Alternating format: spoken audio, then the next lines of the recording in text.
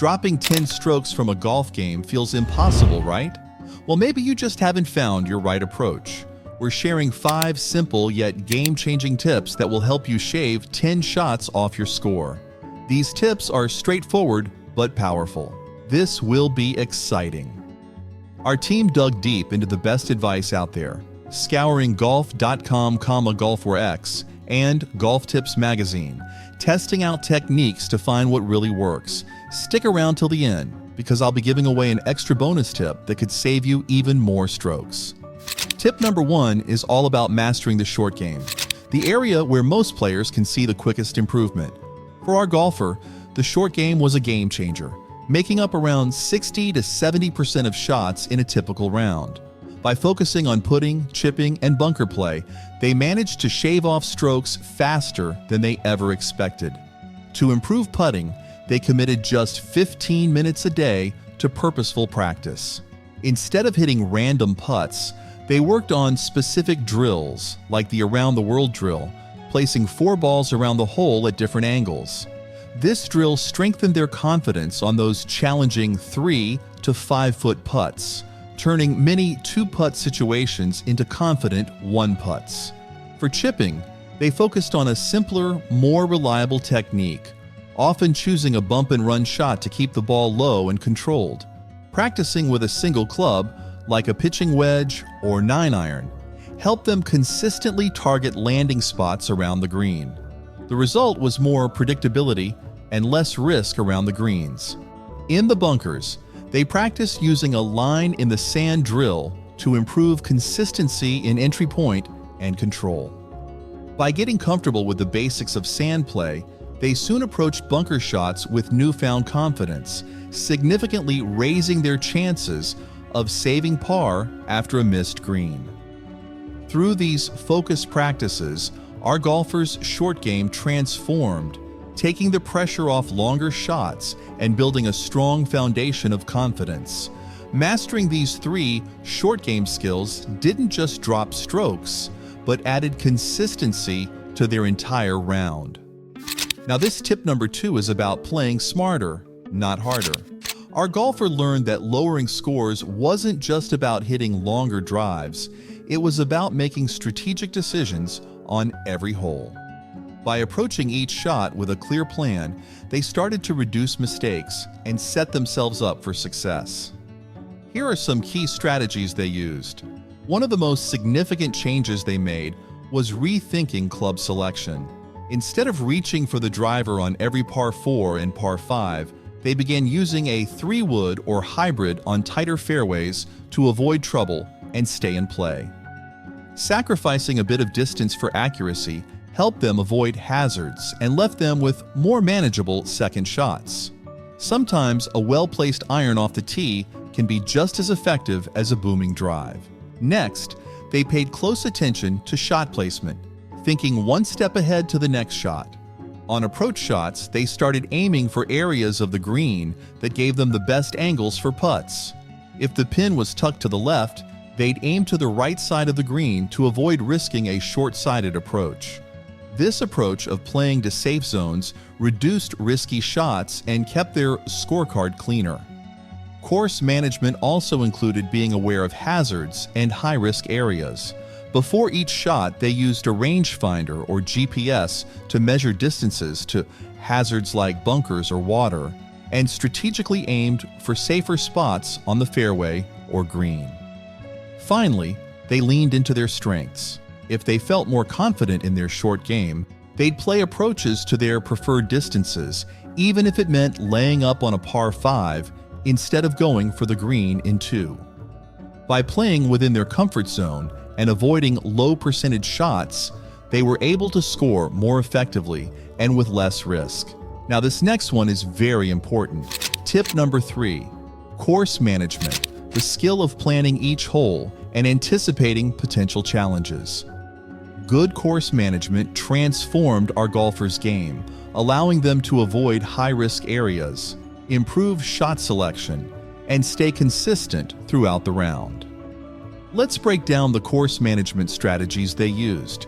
Before each round, they spent time studying the course layout, noting key details like the location of hazards, the length of each hole, and any challenging sections. This wasn't just about knowing where the bunkers and water were. It was about understanding how each hole should be approached. They'd ask themselves, where's the safest place to land my tee shot? Should I aim to the left side of the fairway to avoid a troublesome right side bunker? By taking the time to map out each hole mentally, they set themselves up to make smarter choices on the course. A rangefinder became an essential tool, helping them get precise distances to different landmarks, such as the front, middle, and back of the green, as well as distances to hazards. Instead of relying on rough estimates, they could make informed decisions on club selection and shot strength. This added level of accuracy helped them avoid going long over the green or coming up short in a bunker, leading to better outcomes on each hole. One of the most effective strategies was aiming for safe zones on the fairway and the green. For example, if there was water on the left side of the green, they'd aim for the right side, even if it meant a longer putt. Playing in these safe zones minimizes their risk of big mistakes, allowing them to stay steady and consistent rather than scrambling to recover from high-risk shots. Well, this next one is something that golfers tend to overlook, and it's all about creating a consistent pre-shot routine. Before stepping up to the ball, they take a moment to visualize the shot they want to make. Whether it's a long drive, a precise approach, or a short chip, they picture the ball's flight path, the landing spot, and the intended rollout. This visualization locks in their target and helps reduce any last-minute doubts. By picturing the ideal outcome, they start each shot with a clear purpose, rather than just swinging and hoping for the best. Once they have their shot in mind, they carefully set up their stance. They align their body with the target, ensuring feet, hips, and shoulders are squared in the right direction. This part of the routine became automatic, helping them achieve consistency with every swing. A solid setup minimizes offline shots and gives a balanced, confident feel as they prepare to hit the ball. To stay relaxed and in control, they use a deep breathing technique. Taking a slow, deep breath just before swinging helps them stay calm and avoid rushing through the shot.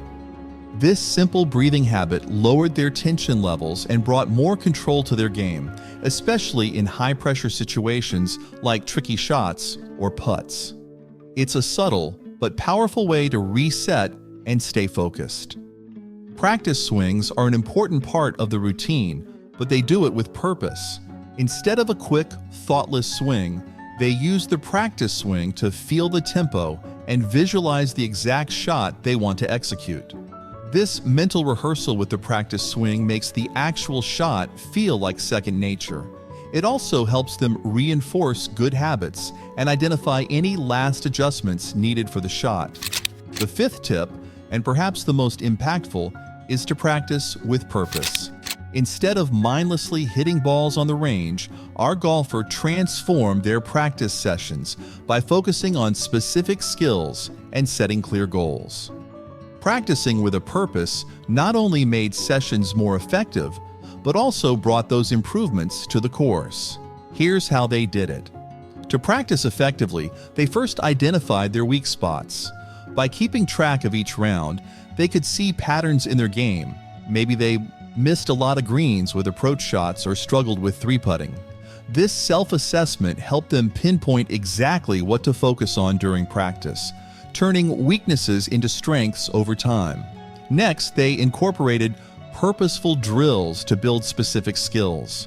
For instance, to improve their iron accuracy, they'd use the random target drill, choosing different targets at varying distances and hitting shots with different clubs. This forced them to adjust for each shot, simulating real course conditions.